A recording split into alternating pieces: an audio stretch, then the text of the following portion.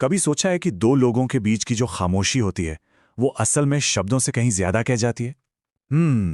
ये कहानी उसी खामोशी की है, उस खालीपन की है जो दो दिलों के बीच होता है। और एक ऐसे लड़के की जो उस खालीपन से डरता नहीं, बल्कि वो तो हर दीवार को तोड़कर उसके पार झांकना चाहता है। मुझे उससे कोई लेना देना नहीं है, ये शब्द हैं यूकी माचिदा के। और ये एक ऐसा झूठ है जो वो शायद हर रोज खुद से बोलती है, एक ढाल की तरह जो वो अपने और दुनिया के बीच रखती है। वो खुद को यकीन दिलाना चाहती है कि उसे कोई फर्क नहीं पड़ता, पर कुछ चेहरों को, कुछ आवाजों को नजरअंदाज करना इतना आसान कहाँ होता है। तो चलिए यूकी माचिदा की दुनिया में झांकते हैं, एक ऐसी दुनिया जहां हर चीज अपनी सही जगह पर है, बिल्कुल सलीके से, जहां भावनाओं के लिए कोई जगह नहीं, सिर्फ और सिर्फ जिम्मेदारियां हैं। बास्केटबॉल टीम की मैनेजर जो एक मशीन की तरह काम करती है, हमेशा शांत, हमेशा गंभीर और हमेशा सबसे एक कदम दूर।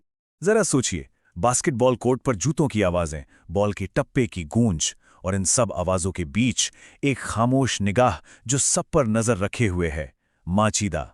टीम के लिए तो वो एक डरावनी मैनेजर है जिसके चेहरे पर कभी कोई भाव नहीं आता, पर सच तो ये है कि ये एक दीवार है जो उसने बड़े जतन से अपने चारों ओर बनाई है, एक ऐसी दीवार जिसे कोई पार न कर पाए।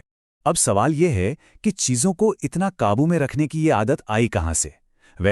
इसकी जड़ें उसके बचपन में हैं। अपने कई छोटे भाई बहनों में वो सबसे बड़ी थी। घर में हमेशा शोर और अफरा तफरी का माहौल रहता था, और दूसरों का ध्यान रखने के लिए उसे अपनी ज़रूरतों को, अपनी ख्वाहिशों को दबाना सीखना पड़ा। उसे बहुत जल्दी बड़ा होना पड़ गया था। पर इस शांत, इतनी कंट्रोल्ड दुनिया में भी एक राज छिपा है। कीटो सेनपाई, टीम का कैप्टन। उसके मुस्कान में वो सुकून है, वो शांति है जिसकी यूकी को हमेशा से तलाश रही है। ये एक बहुत ही खामोश, एक तरफा एहसास है जिसे वो बस दूर से देखकर ही महसूस कर लेती है। और ये सब शुरू हुआ था बस एक पल में, एक छोटी सी मदद, थोड़ी सी नर्म दिली, और बस यूकी की बेरंग दुनिया में जैसे कोई रंग भर गया। उसने मैनेजर बनने का फैसला भी सिर्फ इसलिए किया ताकि वो उसके करीब रह सके, दूर से, खामोशी से बस उसे सपोर्ट कर सके। और सच कहूं तो उसकी दुनिया में इतना ही काफी था। और फिर कहानी में एंट्री होती है उस इंसान की जिसे वो दीवार नहीं दिखती, बल्कि उसे दीवार के पीछे छिपी लड़की नजर आती है। एक ऐसा लड़का जो नियमों को नहीं मानता और जो खामोशी को पढ़ना जानता है। नाम है नारुसे शो। उनकी पहली मुलाकात ही एक टकराव थी। सोचिए, एक तरफ यूकी का सधा हुआ अनुशासन और दूसरी तरफ नारुसे की बेपरवाह आजाद दुनिया। यूकी उसे पहली ही नजर में एक जिद्दी, परेशान करने वाला लड़का मान लेती है, और वो शायद पहली ही नजर में उसकी दीवार के पार देख लेता है। बाकी सबसे अलग, नारुसे उसे लगातार परेशान करता है। वो उसके बहुत करीब आ जाता है, उसके पर्सनल स्पेस में, उसकी आंखों में झांकने लगता है। ऐसा लगता है जैसे वो जानबूझकर यूकी के सब्र की दीवार में दरारें ढूंढ रहा हो। वो देखना चाहता है कि इस शांत, पत्थर जैसे चेहरे के पीछे आखिर छिपा क्या है। और नारुसे से असली खतरा यही है, वो उसकी घबराहट को देख सकता है, उसके चेहरे पर आने वाले हल्के से रंग को भी पढ़ सकता है। वो उसके असली, बिना किसी फिल्टर वाले रिएक्शन को बाहर लाना चाहता है, और यही बात यूकी को सबसे ज्यादा डराती है। तो अब कहानी एक ऐसे मोड़ पर आ जाती है जहां एक पुराने सपने के टूटने के ठीक बाद एक नई, चौंकाने वाली संभावना दरवाजे पर दस्तक देती है। एक ऐसा पल जो यूकी की शांत दुनिया को हमेशा के लिए बदलने वाला है। बस कुछ शब्द, कीटो सेनपाई के मुंह से निकले कुछ बहुत ही आम से शब्द, मेरी एक गर्लफ्रेंड है। और इन शब्दों के साथ एक लंबे समय से देखा गया खामोश सपना बिना किसी आवाज के टूट जाता है। कोई ड्रामा नहीं, कोई शोर नहीं, बस एक गहरी चुभने वाली खामोशी। और वहां खाली क्लब रूम में वो बिल्कुल अकेली है। दिल टूटने का वो दर्द जिसे वो हमेशा सबसे छिपाती आई है, आज आंसुओं में बह रहा है। वो खुद से कहती है, मत रो, इस बात पर तो बिल्कुल मत रो। वो अपनी भावनाओं से भी ठीक वैसे ही लड़ रही है जैसे वो पूरी दुनिया से लड़ती है। और ठीक उसी पल जब वह सबसे ज्यादा कमजोर महसूस कर रही है, दरवाजा खुलता है और सामने होता है नारुसे। वो एक इंसान जिससे वो अपने आंसू सबसे ज्यादा छिपाना चाहती थी, पर इस बार उसके चेहरे पर कोई मजाक नहीं है, बस एक अजीब सी गंभीरता। वो बस उसे देखता रहता है और कमरा एक भारी खामोशी से भर जाता है। अब सीन बदलता है। गेम चल रहा है, आखिरी कुछ सेकंड्स बचे हैं और टीम हार रही है।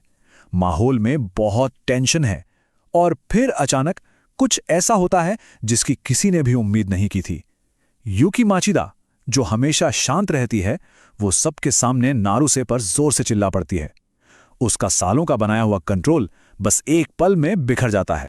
लेकिन सच तो यह है कि वो गुस्सा नारुसे के लिए था ही नहीं, वो गुस्सा उसके खुद के लिए था। वो उस लड़के को देख रही थी जो आखिरी सेकंड तक लड़ रहा था, जो हार मानने को तैयार नहीं था, और उसे अचानक एहसास होता है कि वो खुद अपनी भावनाओं से लड़ने से हमेशा डरती रही है। वो हमेशा हार मानने का नाटक करती है ताकि उसे चोट न लगे। गेम खत्म हो चुका है। जिम में एक अजीब सी भारी खामोशी है, और फिर उस तनाव भरी खामोशी में नारुसे कुछ ऐसा कहता है जो यूकी की दुनिया को एक बार फिर हिला कर रख देता है। वो उसके करीब आता है और बहुत धीरे से कहता है, मैं तुम्हें पसंद करने लगा हूं। तो कहानी ठीक वहीं से शुरू होती है जहां सब कुछ बदल जाता है। गेम अभी अभी खत्म हुआ है और उस सन्नाटे को चीरते हुए एक ऐसा कन्फेशन होता है जिसके लिए यूकी बिल्कुल भी तैयार नहीं थी।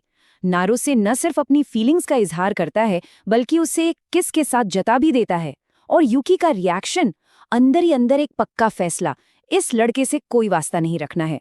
और बस यहीं से शुरू होता है इनकार और कंफ्यूजन का एक ऐसा तूफान जो थमने का नाम ही नहीं लेता। अब यूकी के अंदर एक जंग छिड़ जाती है। देखिए, बात सिर्फ कन्फेशन को रिजेक्ट करने की नहीं है, बात है ऐसा बर्ताव करने की जैसे कुछ हुआ ही नहीं। अब हम देखेंगे कि वो कैसे इस सच्चाई को झुटलाने की पूरी कोशिश करती है ताकि उसकी अपनी बनाई हुई कंट्रोल वाली दुनिया बची रहे। ये है उसका डिफेंस मैकेनिज्म, हर चीज को लॉजिक से समझाना। वो खुद को मना रही है, समझा रही है कि अरे ये तो बस एक एक्सीडेंट था। हम साफ साफ महसूस कर सकते हैं कि वो अपनी ही फीलिंग्स को कैसे दबाने की कोशिश कर रही है। यूकी के लिए कंट्रोल मतलब सब कुछ है, और ये जो नई फीलिंग है ये उसके लिए एक खतरे की तरह है। इसीलिए वो परफेक्ट मैनेजर के अपने रोल के पीछे छिपने का फैसला करती है। लेकिन सच्चाई से कोई कब तक भाग सकता है? स्कूल में नारुसे की बस एक झलक ही काफी है और उसकी बनाई हुई झूठी दुनिया की दीवारें ढहने लगती हैं। वो याद तुरंत ताज़ा हो जाती है और अब उसके पास बचने का सिर्फ एक ही रास्ता है, खुद को और ज्यादा यकीन दिलाना कि ये सब बस एक घटिया मजाक था, एक ऐसा झूठ जिस पर वो यकीन करने के लिए बेताब है। पर नारुसे वो यूकी के बनाए रूल्स फॉलो करने वाला नहीं है। वो इतनी आसानी से हार मानने वालों में से नहीं है। अब जो शुरू होता है वो है एक कैंपेन यूकी की इस खामोशी को तोड़ने का। उसके लिए ये कोई गेम नहीं है, वो एक रिएक्शन चाहता है और वो उसे तब तक उकसाता रहेगा जब तक वो रिएक्शन मिल नहीं जाता। उसे अच्छी तरह पता है कि यूकी की दुखती रग क्या है। वो सिर्फ फिजिकली उसके करीब नहीं आता बल्कि उसे इमोशनली भी पोक करता है। यूकी जैसे इंसान के लिए जो हमेशा खुद पर कंट्रोल रखती है, ये बर्दाश्त से बाहर है, और इस लगातार पोक करने से उसके अंदर से एक ऐसी चीज बाहर आती है जिसके बारे में शायद उसे खुद भी नहीं पता था। Pure unfiltered irritation. ठीक जब यूकी और नारुसे के बीच का ये टेंशन अपने पीक पे पहुंचता है, कहानी में एक नया ट्विस्ट आता है। टीम के सीनियर मेंबर्स की वापसी न सिर्फ एक नया चैलेंज लाती है बल्कि यूकी के पास्ट से एक किरदार को भी वापस कहानी में ले आती है। और लौटने वालों में है किडो सेनपाई, यूकी का पुराना क्रश। हम उसकी आंखों में वो हैरानी और शायद पुरानी फीलिंग्स की एक हल्की सी चिंगारी देख सकते हैं।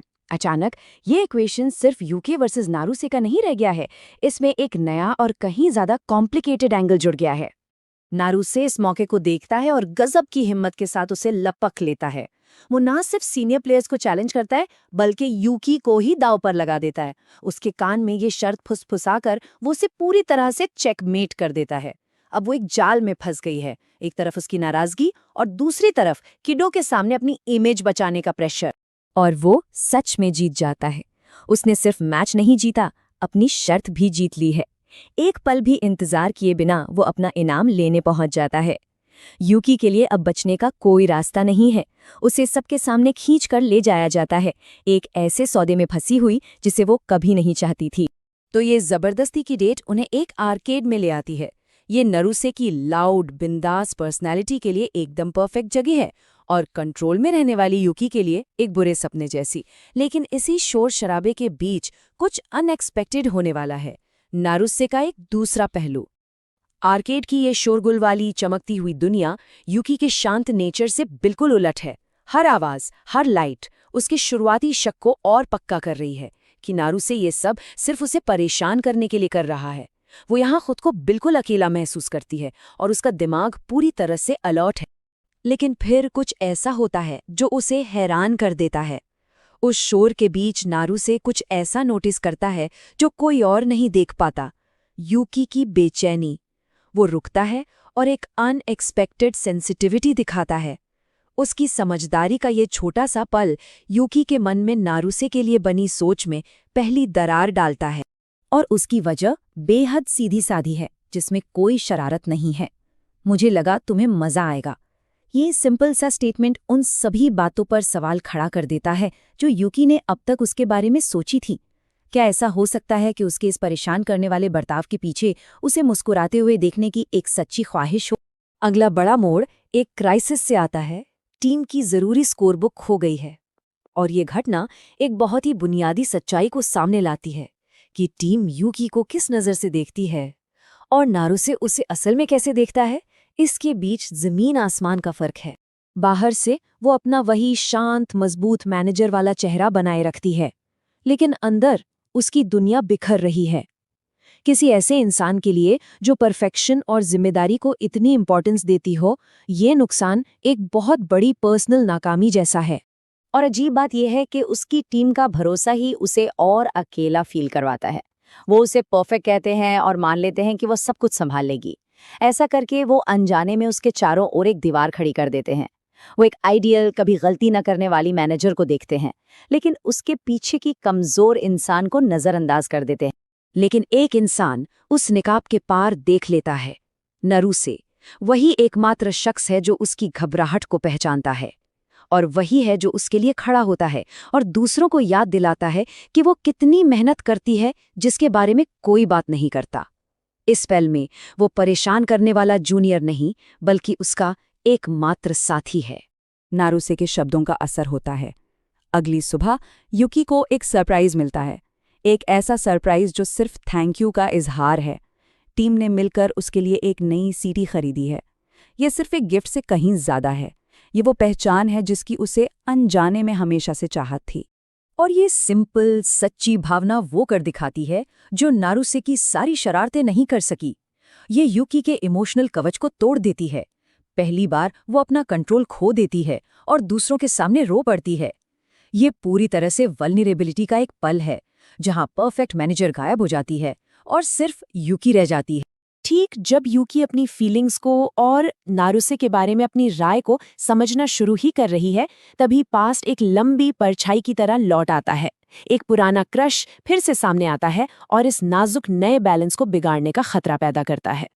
केडो सेनपाई एक ऐसी खबर लेकर लौटता है जो सब कुछ बदल देती है। उसका ब्रेकअप हो गया है। यूकी के पहले क्रश की तरफ जाने वाला दरवाजा, जिसे वो हमेशा के लिए बंद मान चुकी थी, अचानक पूरी तरह से खुल जाता है। और ये एक पल दो बिल्कुल अलग अलग रिएक्शंस में कैद हो जाता है।